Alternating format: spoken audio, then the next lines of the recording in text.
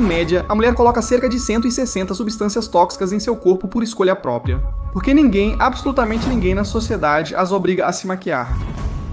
Se você enxerga o Estado como uma empresa que precisa controlar seus funcionários, ou seja, os habitantes, você precisa mantê-lo o mais sedado possível, o mais atordoado possível, porque no final existe toda uma indústria que se beneficia de tudo isso. Notei que nas redes sociais, todo nutricionista ou treinador aparecia nos stories ou reels com código de desconto. E claro, percebi que a indústria de suplementação estava fazendo exatamente o mesmo que criticamos na indústria farmacêutica. Por que são chamadas de doenças modernas? Nas sociedades antigas não havia registros ou elas não existiam? Não há prevalência de diabetes tipo 2, não há prevalência de doenças autoimunes, não há prevalência de câncer, não há prevalência de doenças cardiovasculares, não há prevalência de Alzheimer. Quando você observa como vivem, estão sempre em grounding, expostos ao sol, comendo alimentos naturais do ambiente e se movimentando constantemente. Para ilustrar, homens dão cerca de 15 mil passos por dia e mulheres 10 mil. O que ocorre na sociedade atual? Quem faz 15 mil passos? Qual é a sua opinião sobre os protetores solares?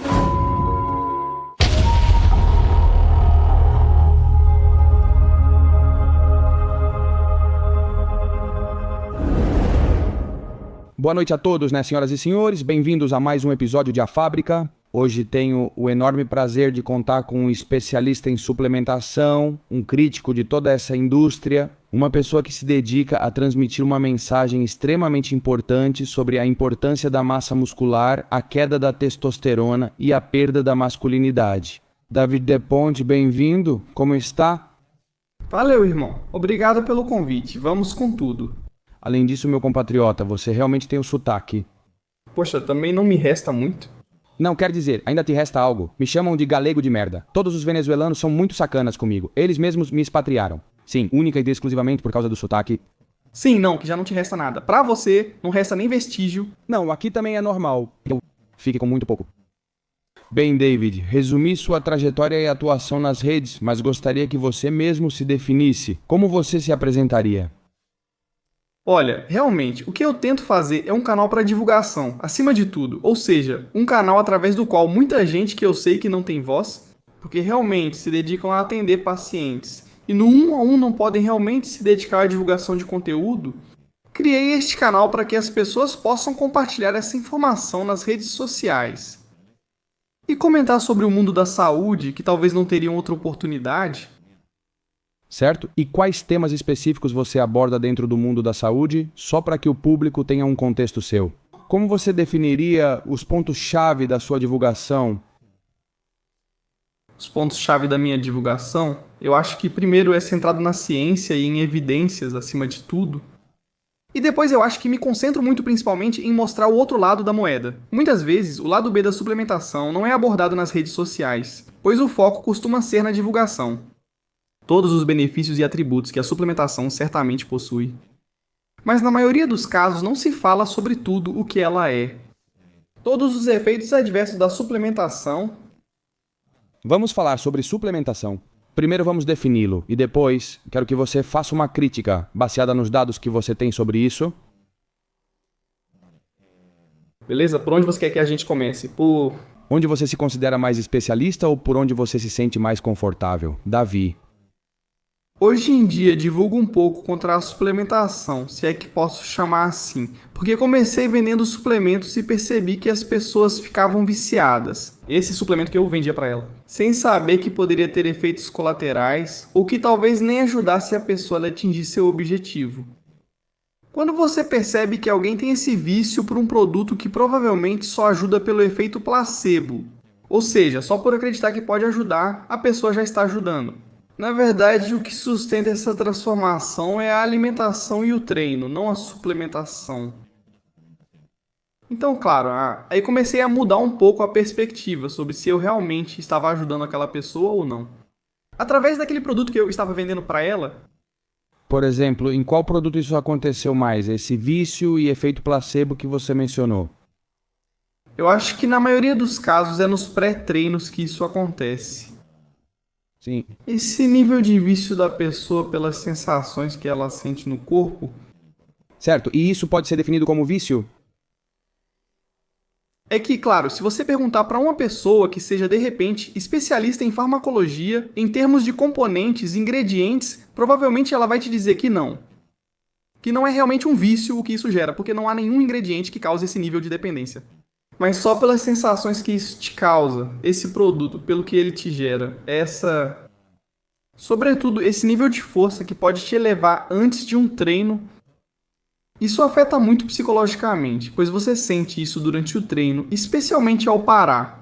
E quando se trata dos pré-treinos, quase sempre o que realmente funciona por trás é a cafeína.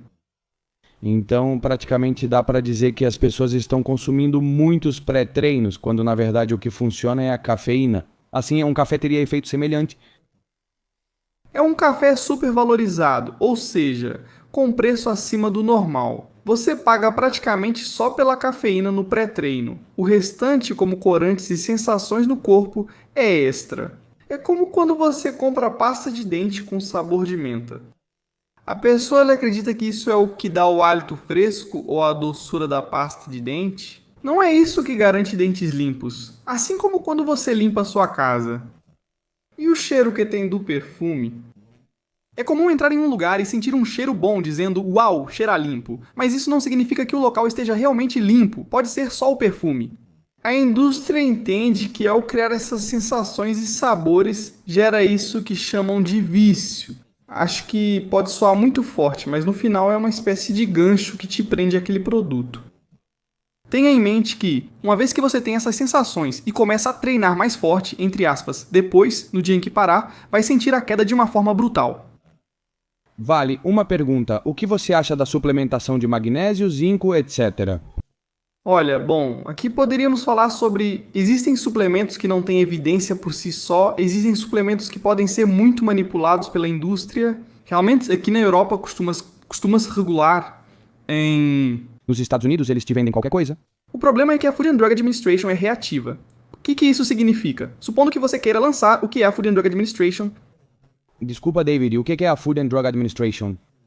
Em teoria, é a agência que regula medicamentos e fármacos. E o problema é que essa regulação, como eu te disse, geralmente, pelo menos no caso da suplementação, é reativa. O que isso quer dizer? É que você pode lançar o suplemento no mercado e uma vez que houver um dano, se esse dano, obviamente, se uma quantidade suficiente de pessoas chegar e denunciar esse dano, a Food and Drug Administration retira o produto do mercado, analisa e decide se precisa alterar algo.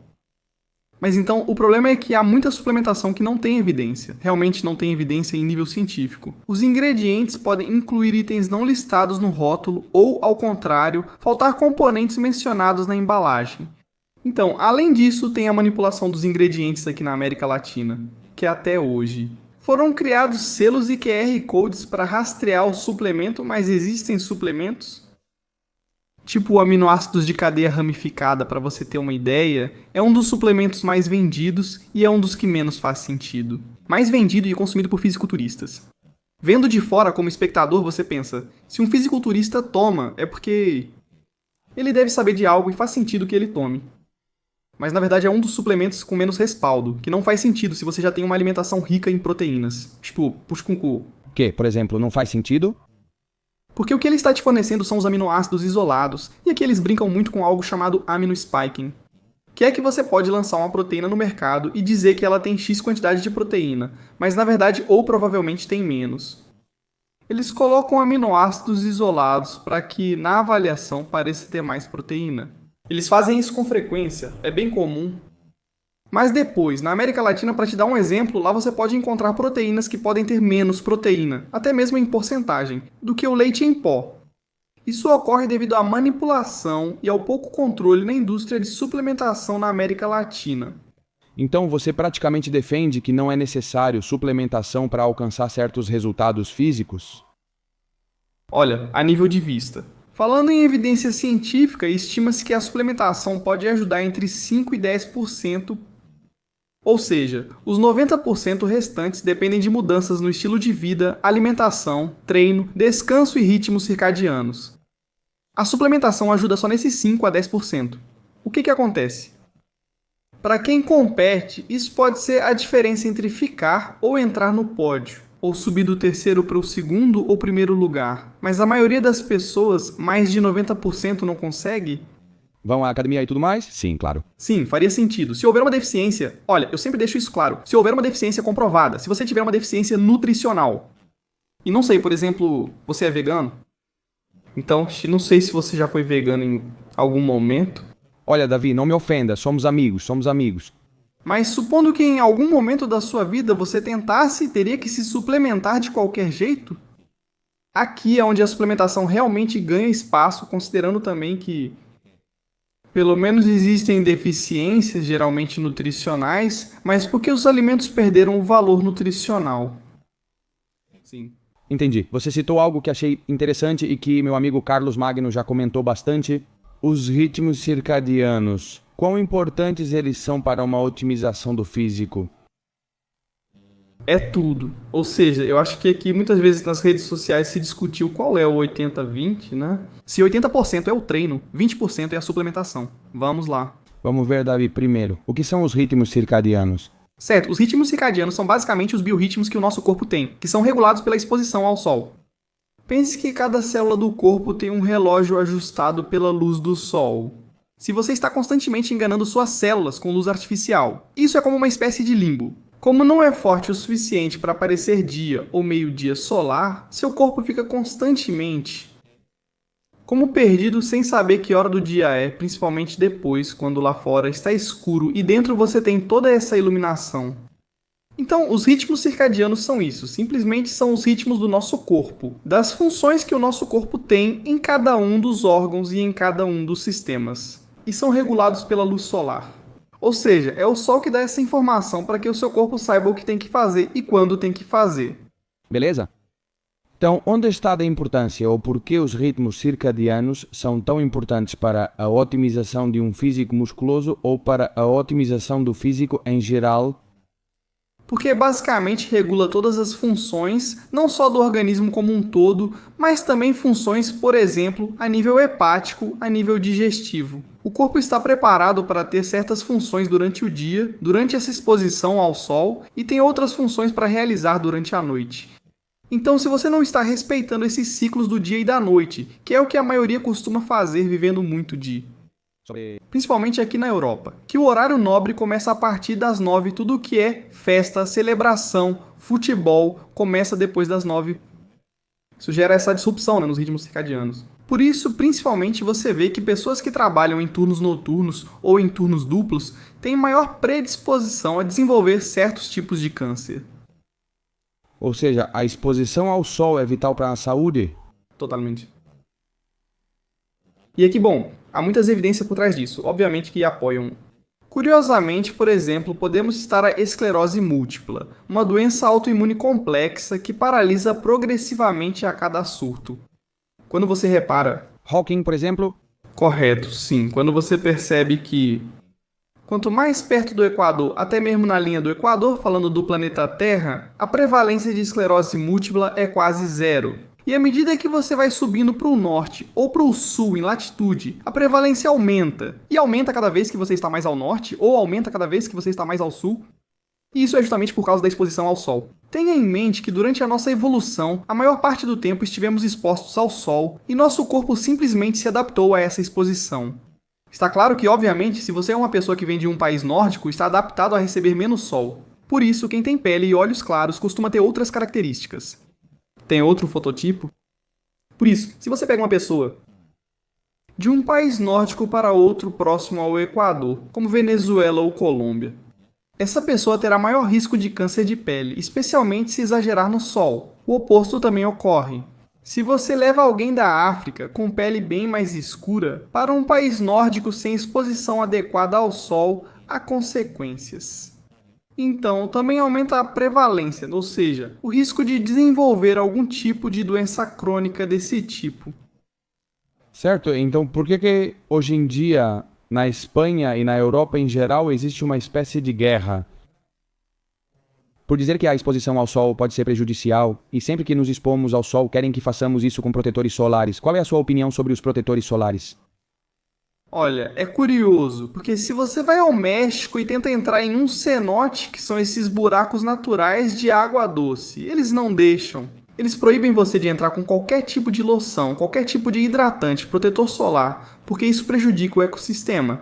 Ou seja, é literalmente proibido. E realmente, não sei, obviamente para mim não faz sentido você passar. Não sei quantos tóxicos tem um produto de protetor solar. Deve ter entre 20 e 30, com certeza, produtos químicos tóxicos. A pele é o maior órgão do corpo e, ao contrário do que muitos pensam, é permeável. Muitas moléculas, dependendo do tamanho, atravessam a pele, vão para o sangue e o corpo precisa eliminá-las. Então, não faz sentido tentar bloquear o sol quando, além disso, há evidências de sobra na literatura científica de que, no final das contas, o sol não só permite que você sintetize vitamina D, mas tem muitas outras funções, entre elas aquela que eu mencionei antes, que é a informação que nossas células recebem para saber quando executar certos processos. Se você bloqueia, impede o sinal do sol para seu corpo, e ainda tem o que mencionei antes. A maioria dessas toxinas entra no sangue e o corpo precisa eliminá-las. E quem você coloca para trabalhar é o fígado. E não é a única coisa, não é a única toxina que estamos colocando no nosso corpo. Você tem que levar em conta que as mulheres usam maquiagem. Em média, a mulher coloca cerca de 160 toxinas no corpo. Por decisão própria, porque ninguém, absolutamente ninguém na sociedade obriga elas a se maquiar. É uma decisão própria, obviamente. Bom, aqui já seria outro podcast inteiro, outro assunto, sim. De competição entre mulheres e muitas Mas coisas. interessante você falar de competição. Podemos discutir fisiculturismo depois, não se quiser. Quando você percebe os fisiculturistas, homens competem entre si e mulheres entre elas, especialmente por causa das cirurgias plásticas. Totalmente. Ou seja, eu acho que o fisiculturismo não é para agradar outras mulheres, na minha opinião. Concordo totalmente com você. Eu não penso de forma alguma que as mulheres fazem cirurgias para serem mais atraentes aos olhos dos homens. Talvez alguma em específico que tenha um problema, por exemplo, alguém extremamente desproporcional. Aí eu até posso concordar que essas coisas podem ajudar. Bom, mas quando já é exagerado o Brazilian Butt Lift, né, os lábios, o nariz, os cílios, botox por todo lado, eu acho que isso já é competição entre elas, né? Para nós homens, uma mulher assim nem é tão atraente, né? Olha, Isso é exatamente o que eu já conversei com algumas médicas estéticas. Percebi que, pelo menos entre meus amigos homens, não gostamos desse tipo de coisa. É aí que você percebe que elas estão fazendo isso para competir entre elas. E aconteceu comigo uma vez numa apresentação de um livro na Colômbia, que, claro, tinha duas garotas sentadas ao meu lado. E quando elas ficaram de perfil, não eram parentes, eram só amigas, mas era o mesmo perfil, o mesmo nariz, os mesmos lábios, as mesmas maçãs do rosto. Então você percebe. E o mesmo acontece no fisiculturismo. Na verdade, isso já foi feito nas ruas. Você posta uma foto com 9 tipos de corpo masculino, desde um tipo modelo magro até o mais fisiculturista, até o maior de todos.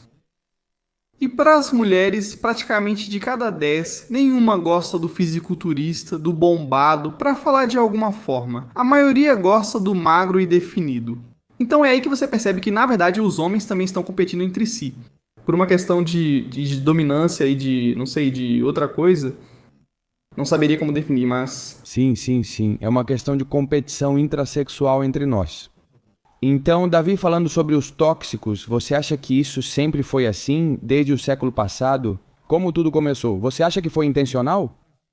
De nos intoxicar, de nos dar informações negativas, de evitar que tomemos sol, de fazer com que, se tomarmos sol, seja com disruptores endócrinos por toda a pele? Já tive discussões por dizer isso. Não passo protetor solar, me queimo um dia e depois não mais, não uso protetor. Além disso, o corpo se adapta muito bem. Eu morei no México, em Yucatán, e eu podia passar o dia inteiro, literalmente o dia inteiro, exposto ao sol e não me queimava. Isso aconteceu porque eu já tinha me adaptado. E vou te contar uma coisa. Você sabe o valor de um tratamento biológico para esclerose múltipla? Você tem ideia, pelo menos. Fica entre 80 mil e 100 mil bom, dependendo do país e de como é feito, mas mais ou menos são 80 mil dólares. A alternativa que está sendo proposta atualmente, porque este é um artigo recém-publicado, é justamente fazer uso de lâmpadas de ultravioleta B. Foi observado que doenças autoimunes, como esclerose múltipla, melhoram. A doença quando a pessoa é exposta. Nesse caso há uma lâmpada, mas porque sempre querem tirar dinheiro de alguma forma. Mas claro, a lâmpada custa 2 mil dólares, enquanto o biológico custa 80 mil a 100 mil e precisa ser tomado a vida toda. Então, por isso eu acho que, principalmente em doenças autoimunes, onde há uma relação tão clara entre a doença e a nossa relação com o sol, não é conveniente. Ou seja, se você vê o Estado como uma empresa e você tem que manter, controle seus funcionários, que são seus habitantes. Você precisa mantê-los o mais sedados possível, o mais atordoados possível, o mais doentes possível. No fim, há uma indústria que lucra com isso. Concordo totalmente com isso. Davi, tenho uma pergunta. Em algum momento, você esteve dentro dessa indústria? Você tinha me dito, em algum momento, você usou todos esses produtos e substâncias tóxicas? Quando você despertou, como percebeu isso? Em que momento você decide divulgar sobre os perigos de todas essas indústrias? Que tudo o que eles querem é tirar nosso dinheiro e, na melhor das hipóteses, sem nos trazer nenhum benefício. Olha, houve vários momentos em que comecei a perceber que a resposta não estava na suplementação.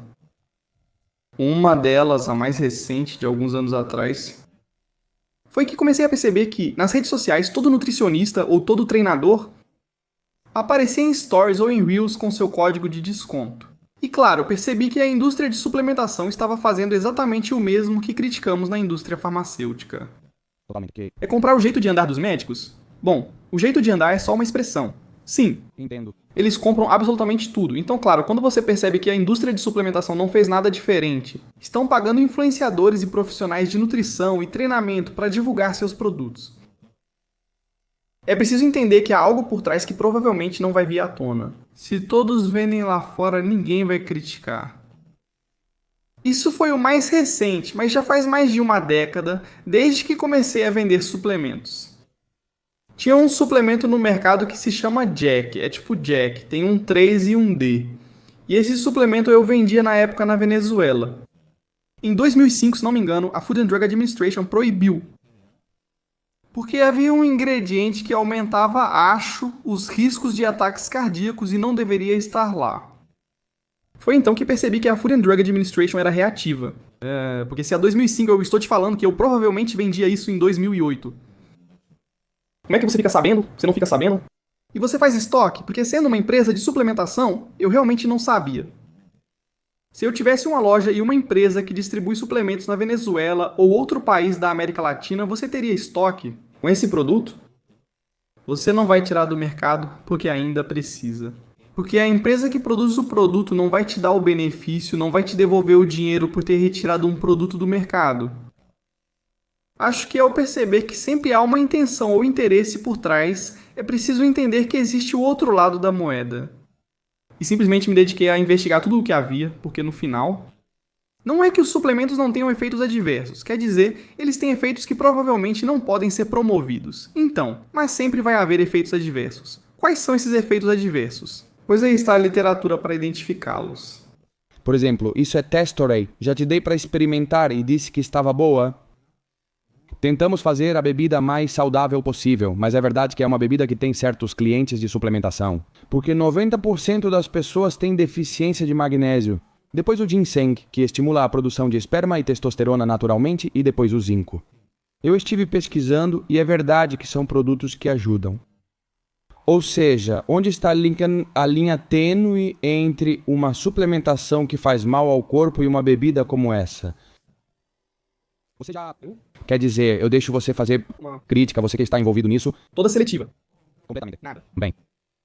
Olha, é realmente verdade que a maior parte da população tem deficiência de magnésio? Acredito que o magnésio participa de 400 ou 600 funções no nosso corpo. E grande parte da sociedade está em déficit. Não só por não termos uma alimentação saudável ou de comida de verdade, mas mesmo quando a baseamos nela, provavelmente tem déficit. Porque a perda de nutrientes que os vegetais e as frutas tiveram está em torno de 50% a 70%. Então, por toda a questão da hibridação e toda a manipulação que foi feita nos vegetais e nas frutas. Hoje é necessário optar por suplementação, especialmente em algumas deficiências. E é verdade que, por um lado, temos deficiência de magnésio. Por outro lado, o zinco, que vi que é outro dos ingredientes que tem. Auxilia em tudo relacionado à saúde hormonal masculina. A gente comentou sobre isso antes do podcast. Existe uma perda de masculinidade na sociedade?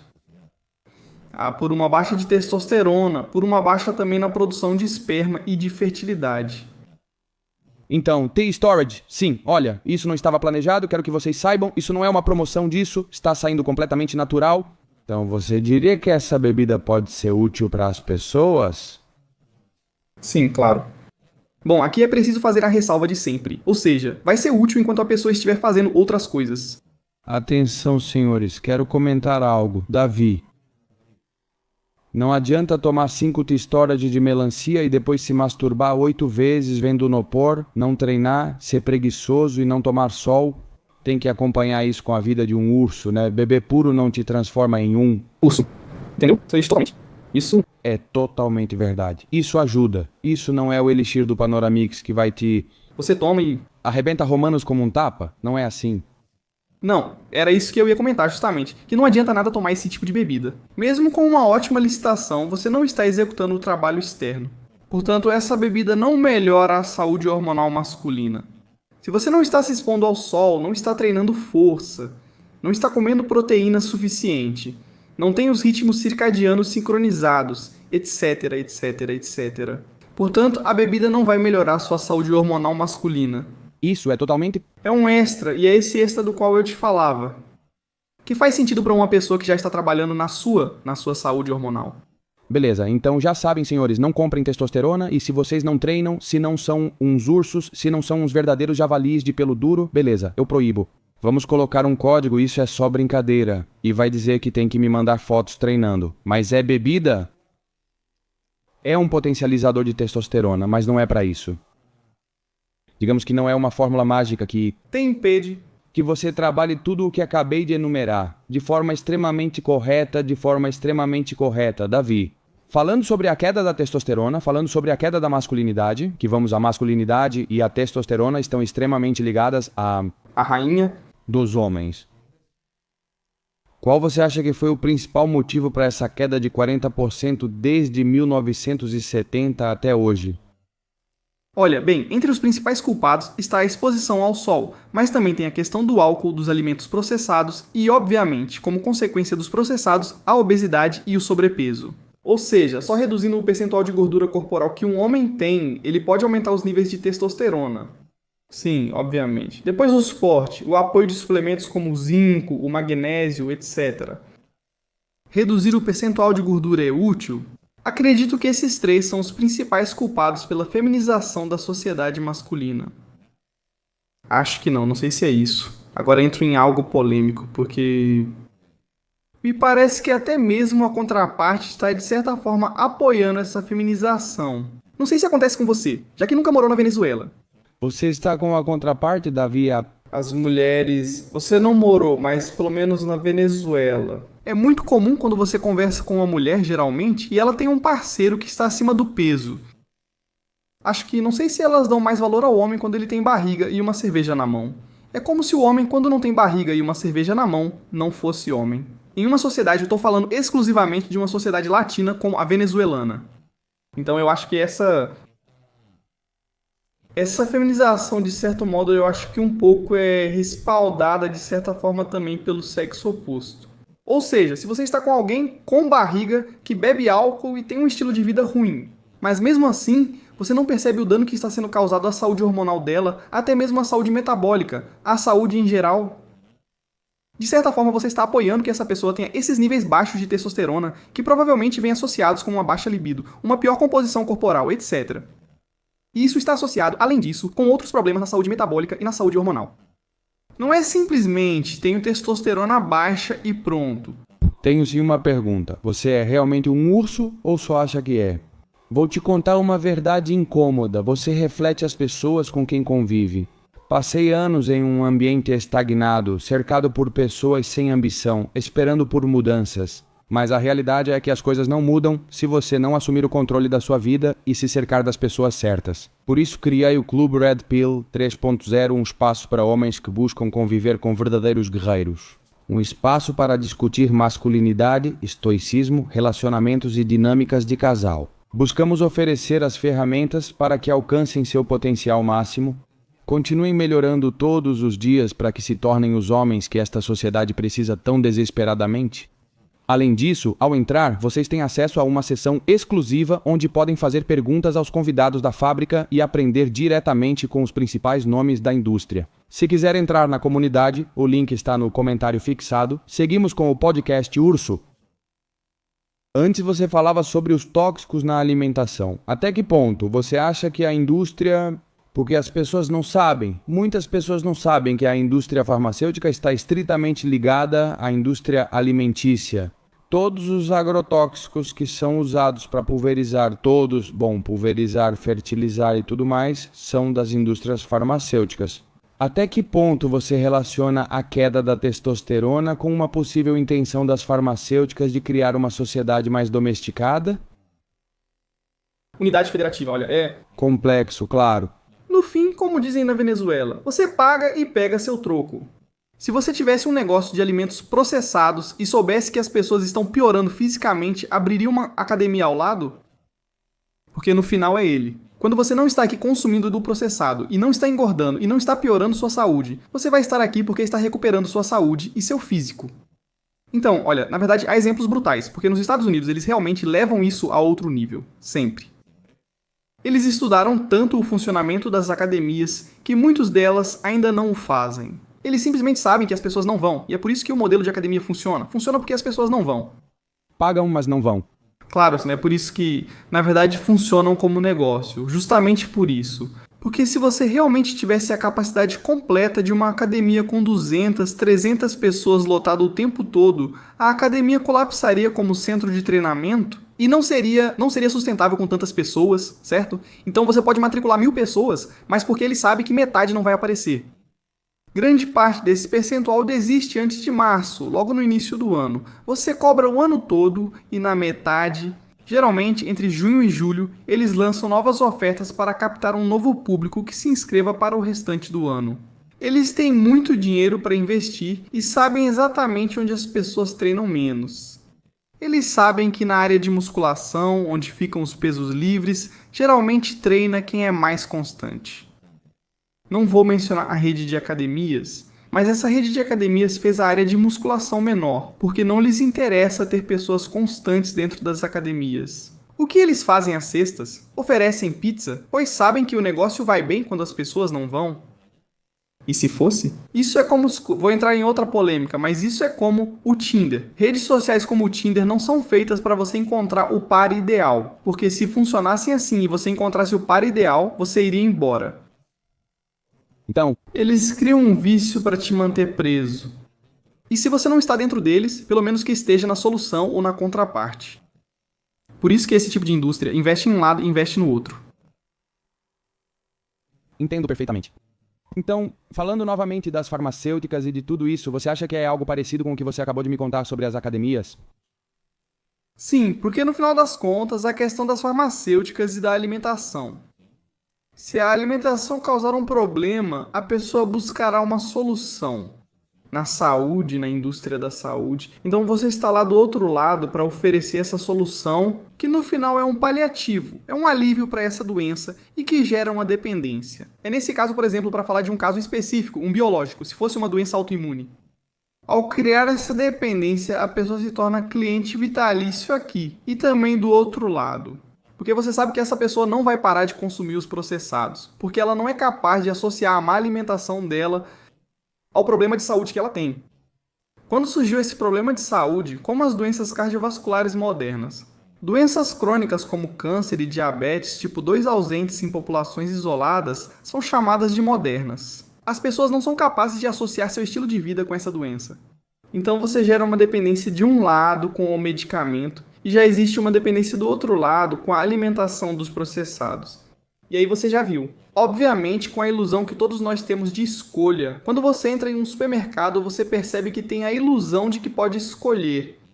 Na verdade, 8 ou 10 corporações manipulam essa ilusão de cima. E não sei se as pessoas sabem disso, mas geralmente as marcas escolhem onde elas se posicionam nos corredores, se querem ficar no início dos corredores. Se querem ter seu produto na altura de uma criança no caixa de pagamento. Então, claro, de um lado você os torna viciados em processados, mas do outro lado oferece a solução e gera dependência também. Gostei muito desse conceito de moderna, porque são doenças modernas. Quero dizer que nas sociedades mais antigas essas doenças não tinham registro, não existiam. Não há prevalência e ainda existem populações isoladas.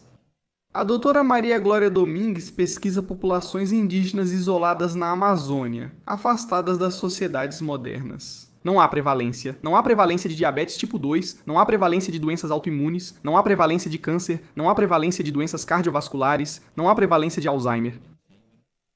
E quando você vê como eles vivem, claro, estão fazendo grounding o tempo todo, ou seja, tocando a terra, se expondo ao sol em movimento, comendo apenas comida de verdade que o ambiente fornece, se movimentando. Os Hadza, para que as pessoas tenham uma ideia, o homem Hadza se movimenta cerca de 15 mil passos por dia, a mulher em torno de 10 mil. São tribos que mantêm esse estilo de vida. E na sociedade atual? Quem se movimenta 15 mil passos? Você elimina o movimento, a comida de verdade, a exposição ao sol e o grounding, que também tem benefícios como o efeito anti-inflamatório. Você tem uma sociedade isolada numa selva de concreto geométrica. Onde você não treina todas essas capacidades, você gera outras dependências. Nós não estamos adaptados, ou seja, nosso corpo. Você acha que temos um hardware que evoluiu durante milhões de anos, mas em um contexto onde já não está sendo útil? Então não tivemos tempo suficiente para nos adaptarmos a esse contexto em que vivemos hoje em dia. Se vamos nos adaptar ou não, eu tenho minhas dúvidas. Eu acho que não. Você não acha que isso faz parte da essência humana? Acredito que é isso que vemos hoje na sociedade. Quando você vê os números de como as doenças cardiovasculares, o câncer, doenças autoimunes estão aumentando, você percebe que já estamos pagando por isso. O efeito composto, muito conhecido na economia e investimentos, funciona de forma incrível. Você economiza e o acúmulo depois é exponencial. Eu acho que hoje em dia estamos apenas começando a pagar as consequências dessa acumulação de maus hábitos, que foram Praticamente nada. nos últimos 75 a 100 anos. Sim, tenho uma pergunta para você. Então, não existem pessoas na Amazônia com esclerose múltipla? Não existem pessoas na Amazônia com câncer? Não há pessoas na Amazônia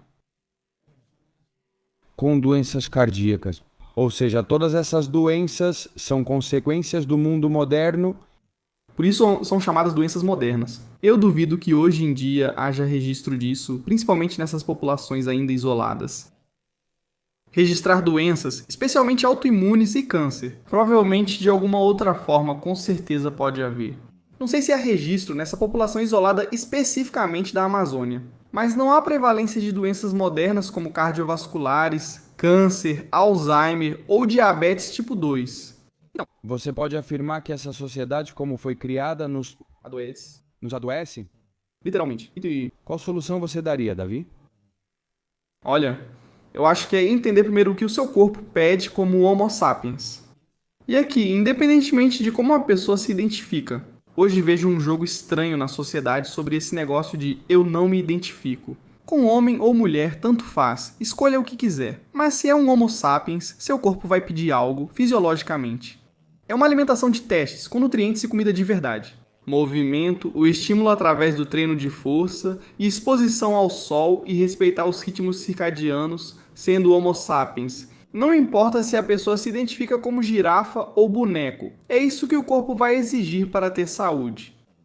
Então, se você quer sobreviver, e mais do que sobreviver, realmente viver com qualidade neste mundo moderno, é saber que isso você precisa buscar lá fora.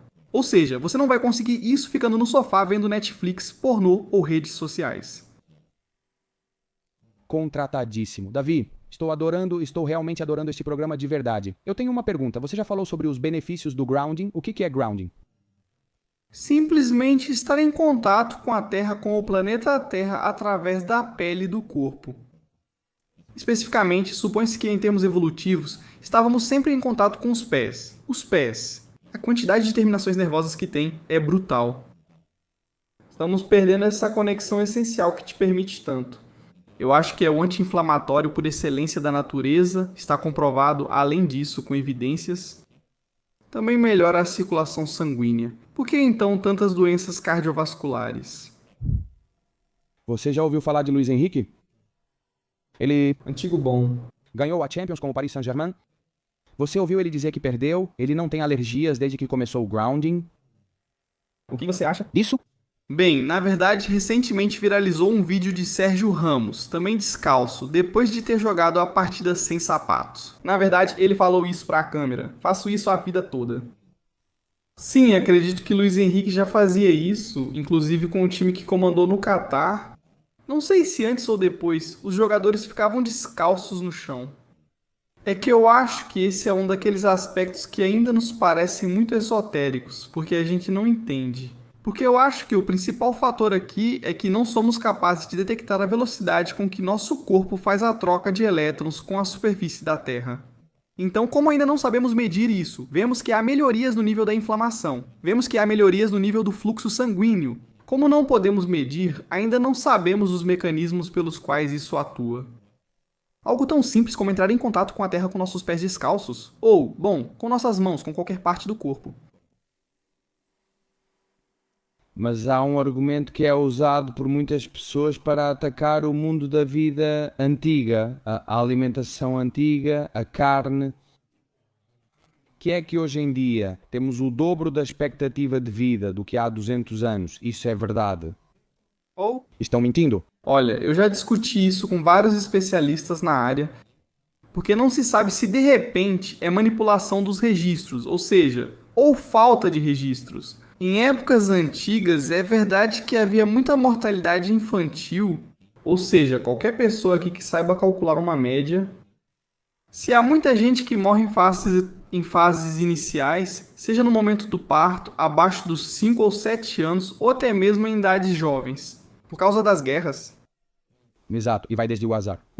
Guerras acho que é extremamente influente. E até a Segunda Guerra Mundial, o mundo era uma guerra constante.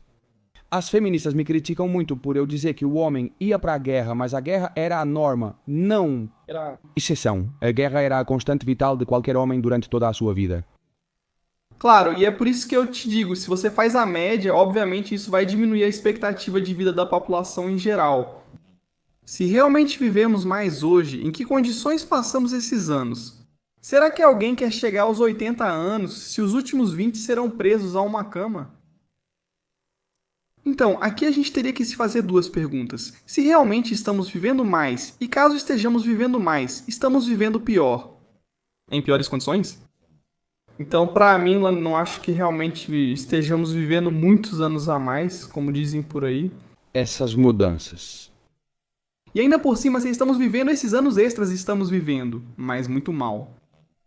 No livro de Sêneca, ele fala sobre os idosos de 80 anos, ou seja, estamos falando do Império Romano. Mas é verdade que quem sobrevivia era porque era forte? Eu explico. Claro. Então a vida era muito mais difícil. É verdade que havia muitas doenças infantis e que nem todo mundo sobrevivia, só sobreviviam os mais aptos ou aqueles que se adaptavam melhor.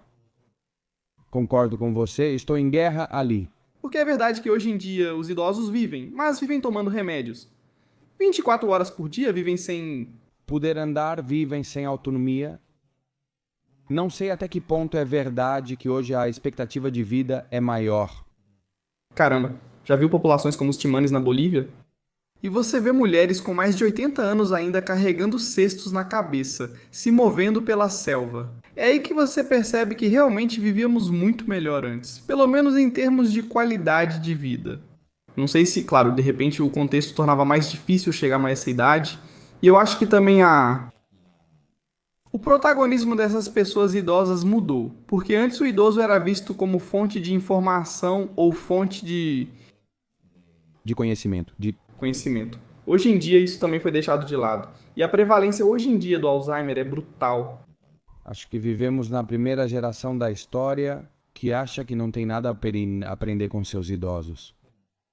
E não só isso, mas acha que seus idosos eram retrógrados, machistas, neandertais que ainda não tinham evoluído para compreender como a vida funciona ou deveria funcionar, com base em seu critério pessoal, e não na biologia, nas circunstâncias e no contexto em que viveram. É incrível o nível de soberba que a geração moderna tem. Não sei o que você acha sobre isso. De soberba e contraditória. Até paradoxal, porque é a geração olho. E isso não é porque eu digo. É a geração mais fraca fisicamente. Provavelmente é a geração mais doente. E bom, já diz o cientista político que sempre menciona a geração mais idiota. ou seja, até mesmo em nível. Hoje em dia, isso está sendo potencializado principalmente com o uso de inteligência artificial generativa ou similares. Porque é uma geração que está crescendo dependendo Da tecnologia. a 100%. Usar tecnologia e inteligência artificial para validar ideias que você já tem ou pode raciocinar é ainda mais perigoso. Ou seja, ao ficar constantemente perguntando, não que eu seja contra a inteligência artificial, mas ficar constantemente perguntando para a inteligência artificial se o que você vai fazer é assim ou não, se é assim ou não que você tem que fazer, ou por que você tem que fazer. É muito perigoso e eu acho que a maioria das pessoas não entende que essas IAs generativas, a maior parte da sua capacidade foi gerada por redes sociais.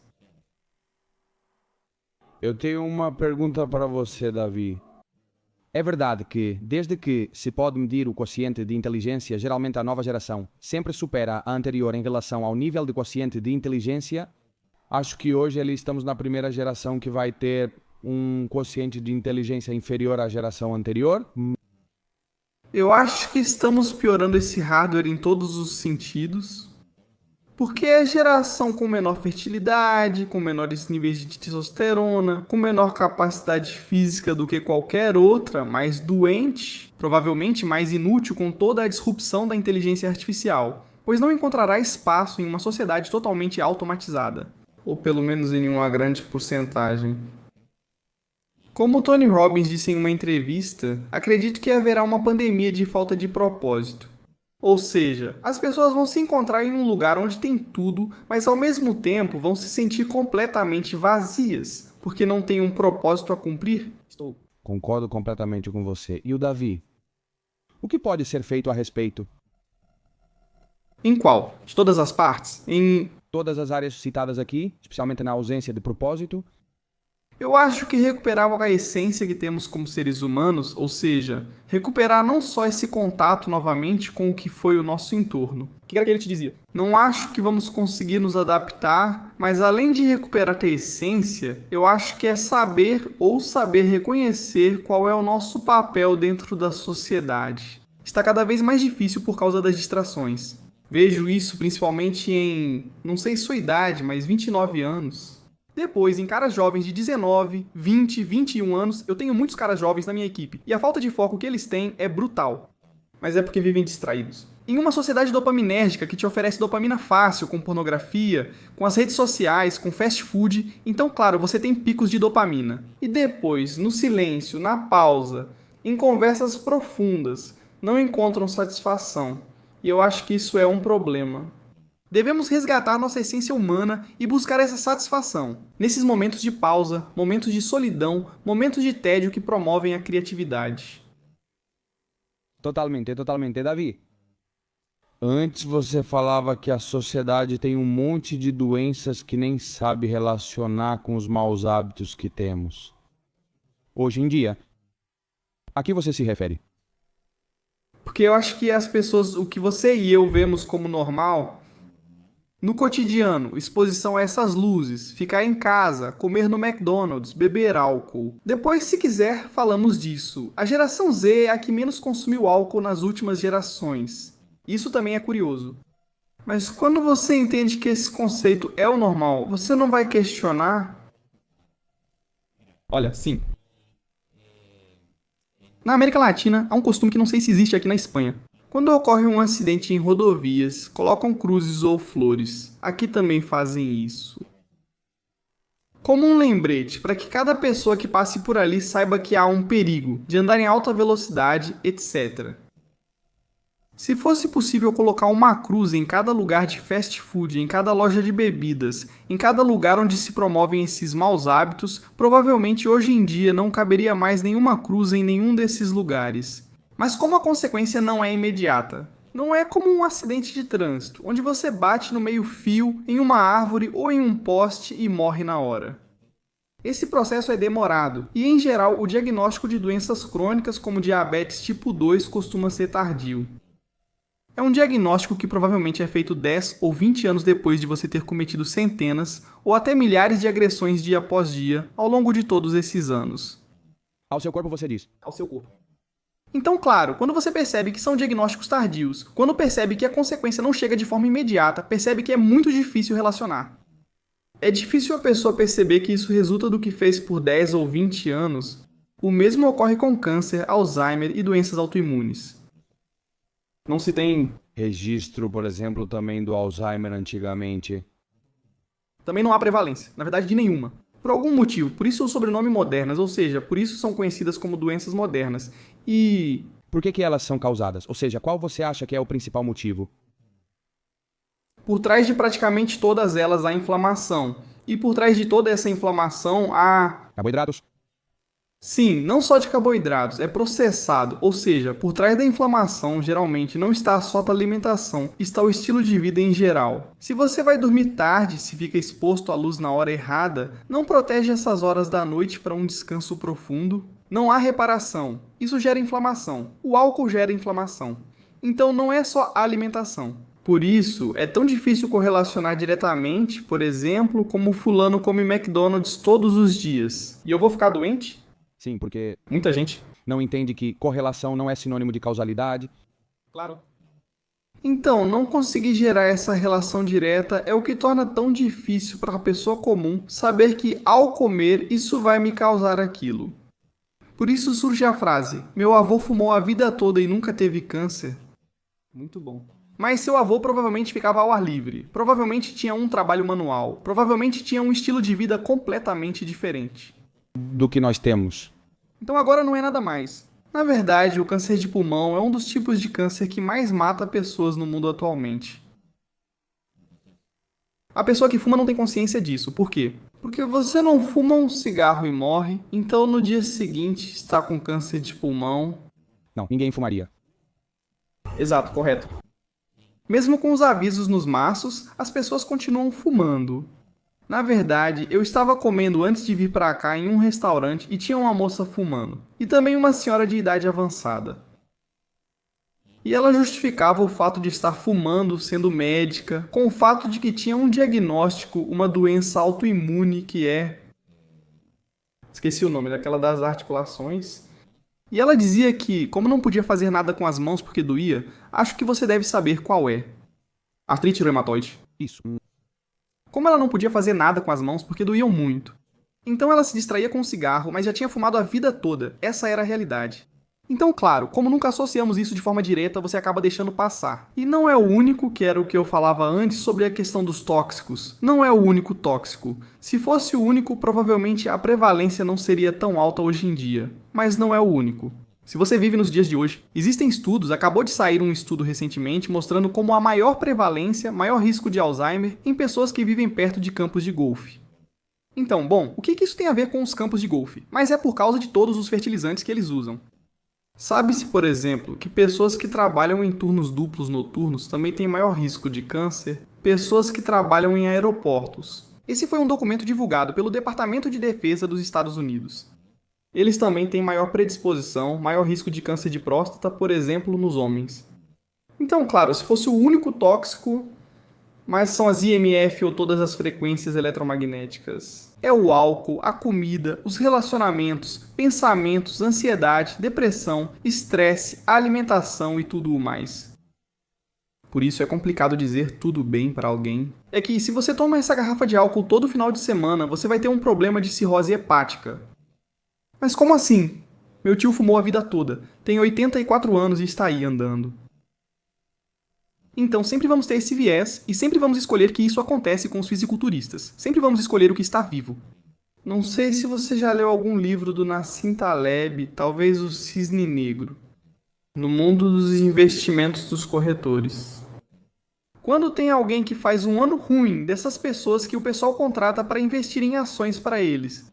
Se você faz um ano ruim, eles te tiram. O próprio mercado te tira. Não serve, então param de te contratar. Mas assim como esse sai, entram 100. Então você nunca tem a percepção de que tem gente fazendo errado. No mundo do fisiculturismo acontece o mesmo. Com o uso e abuso de substâncias de esteroides anabolizantes, as pessoas pagam as consequências. O que acontece? Nem todas são visíveis. E quando alguém falece por causa do uso e abuso de esteroides anabolizantes? Na certidão de óbito não constará o uso de esteroides anabolizantes, mas sim ataque cardíaco ou outra causa.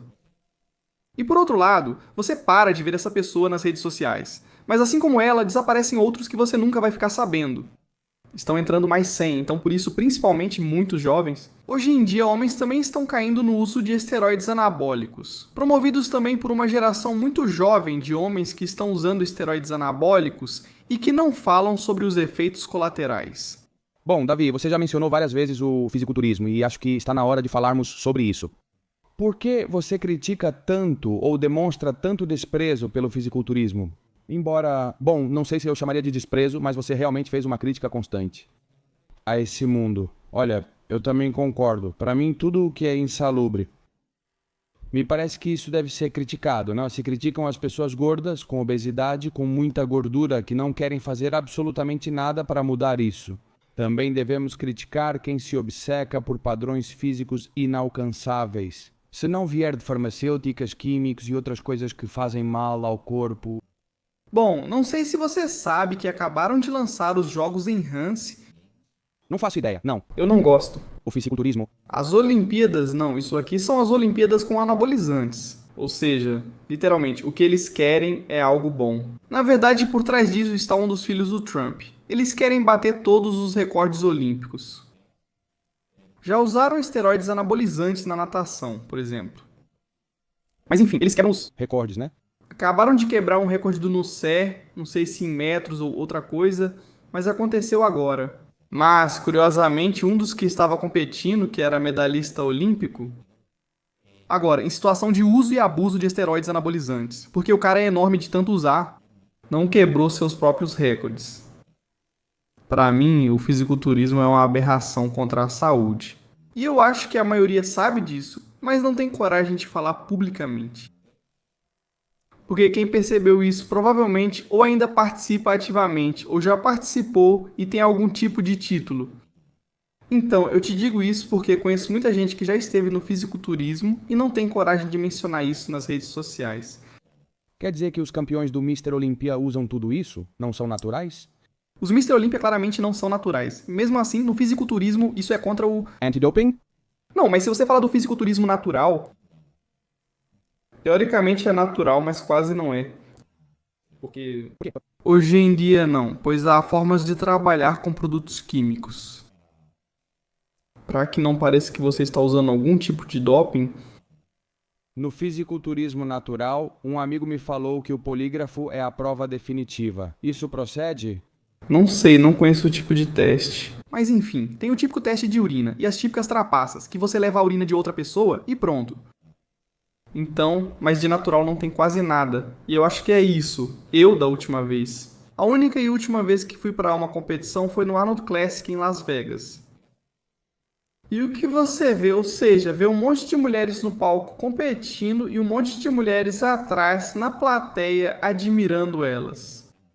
Sem saber o quão prejudicial é para a saúde feminina tudo o que estão fazendo, as que subiram ali Que? perdem a menstruação por terem gordura corporal muito baixa. Bom, a desidratação, o déficit, o nível calórico da alimentação também, ou seja, literalmente uma aberração para o corpo humano. Além disso, completamente masculinizadas, principalmente aquelas que começam a usar esteroides. Anabolizantes, claro. A mandíbula se destaca mais, os ombros ampliam e depois é preciso cirurgia para disfarçar a masculinização. Mas é como me disse outro dia Alexandre, que é médico endocrinologista e já participou, competiu no fisiculturismo. Ele me dizia que é uma terapia de mudança de sexo sem perceber, mas elas estão se masculinizando. As mulheres, principalmente, né? Sim, homens. Mas É verdade que isso encurta a vida? sim, totalmente. Eu acho que eles estão cientes da maioria disso. Olha, eu não vou criticar a decisão pessoal de cada um, mas acho que realmente não deveria ser promovido.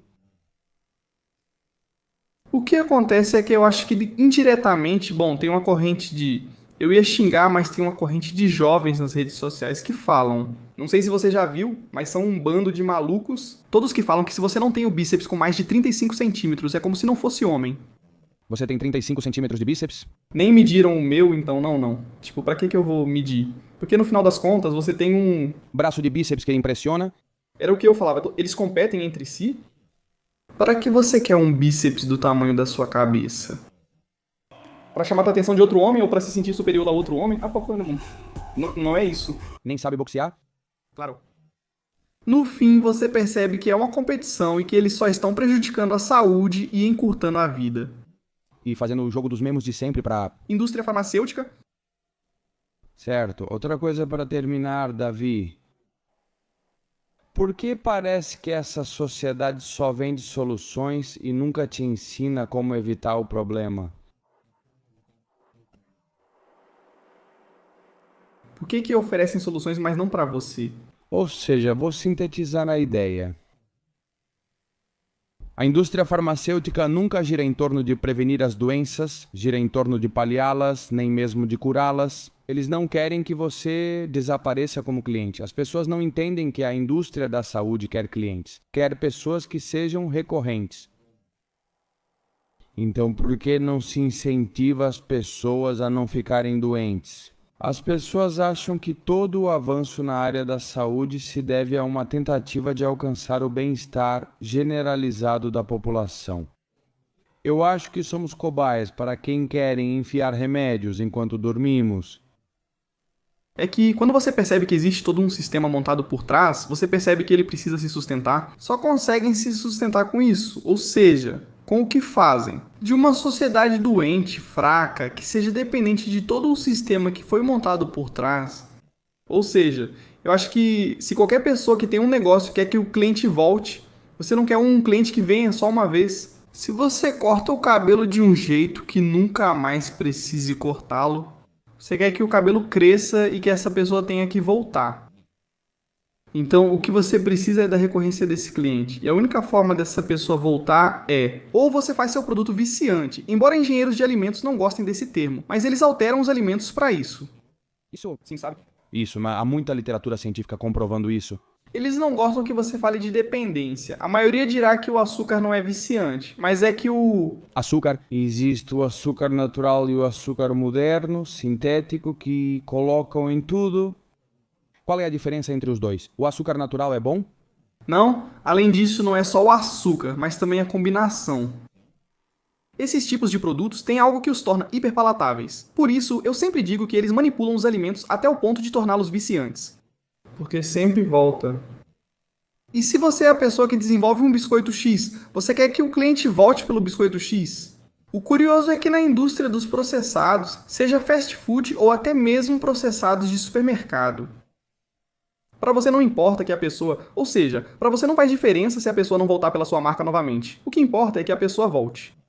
Ou seja, se você vende isso, não importa se amanhã o cliente compra da concorrência, mas você quer que ele continue comprando de você, por quê? No final, o que você quer é manter a pessoa presa.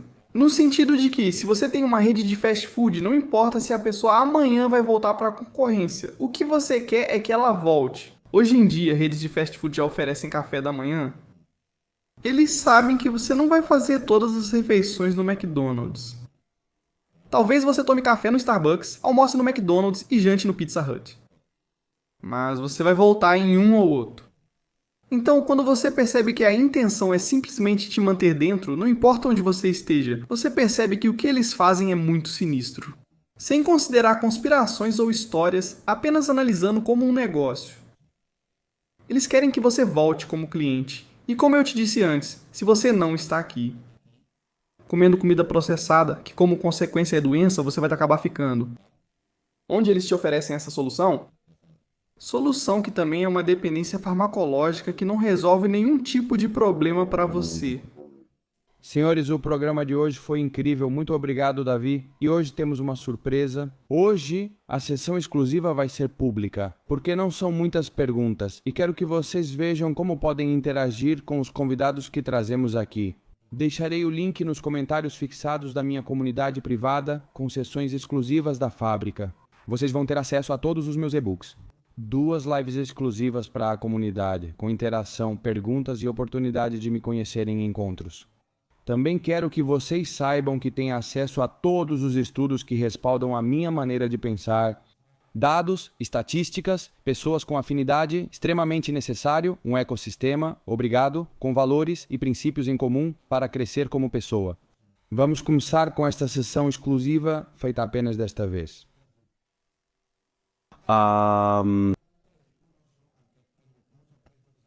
Meu, obrigado pela sua pergunta. Vamos começar. Até que ponto a memória muscular é real? Resumindo bastante, tive uma doença que consegui curar que me fez perder 30 quilos.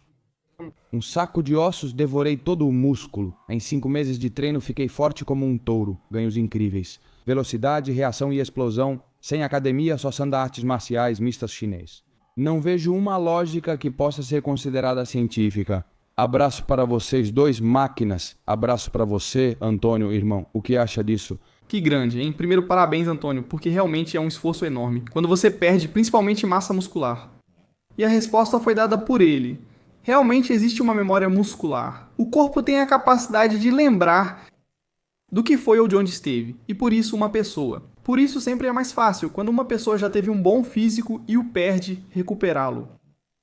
Então é simplesmente a forma como o nosso corpo lembra, principalmente a nível genético, para poder recuperá-lo mais facilmente. Lembre-se que o nosso cérebro quer que a gente sobreviva a todo custo, ele quer que a gente sobreviva. E a única forma de que isso se torne uma base, que não seja apenas uma lembrança a nível genético, de coisas que aconteceram com a gente, mas também lembra até coisas que podem ter acontecido com nossos pais, até mesmo com nossos avós. Estou fazendo experimentos interessantes. Feitos em camundongos, onde percebem que quando você causa um trauma em um camundongo, por exemplo, ele lembra disso depois. E não só ele, mas também seus filhos e netos.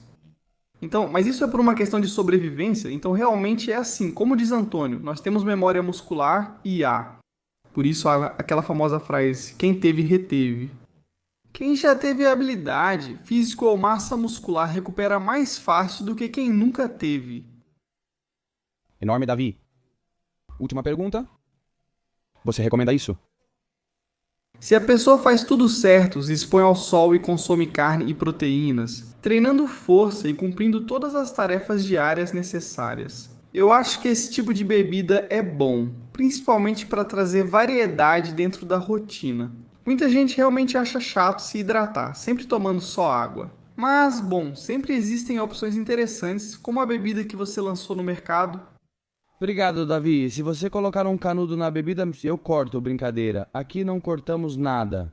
O link para comprar Stories, senhores, está na descrição. A comunidade privada no comentário fixado. Davi, foi um prazer ter você aqui. Irmão, obrigado a você. Senhores, nos vemos no próximo episódio da Fábrica.